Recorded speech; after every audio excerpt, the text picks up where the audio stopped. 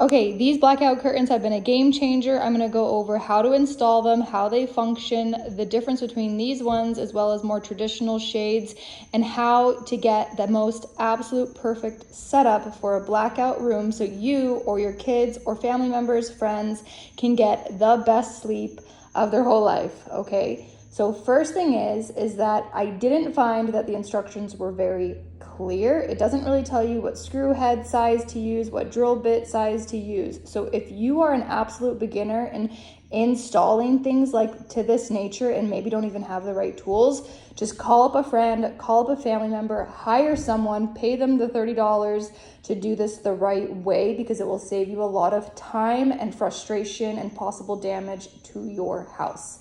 The second thing is it comes with everything you need for the setup. It comes with 5 screws, 5 stabilizers into your drywall. It comes with 3 brackets, even though you only really need to use 2 brackets. It comes with a handle for the blinds and the blinds themselves. Everything is packaged nicely in a nice long sleek box. When you're ordering these, it goes by the 1 inch. So if you plan on installing these above your window outline, you can go slightly over the actual measurement of your window. If you plan on putting it inside your window, in the frame of your window, you cannot go larger than the frame. You gotta go down a size to ensure that it fits in the right way and properly. The next thing is that if you decide to put it above your window, you will ensure that you get no light gap coming through the top of your shades. There may be just a little line if you put it inside your window sill. Now, if you put it in your window sill, your window frame, it really helps cut off the light shade from coming through the sides of the curtains, the blinds. If you put it above the window frame, you might get a little extra light coming in through the sides of your blinds. So how you do it is really up to you.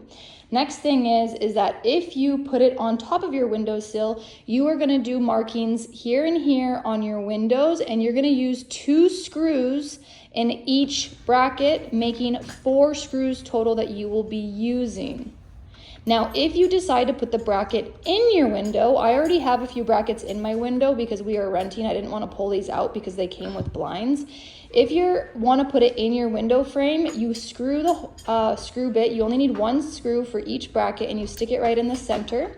The function of how it works is there's a little spring in each bracket, making installation totally easy. I got a little step stool so I could double check on top that everything was installed properly.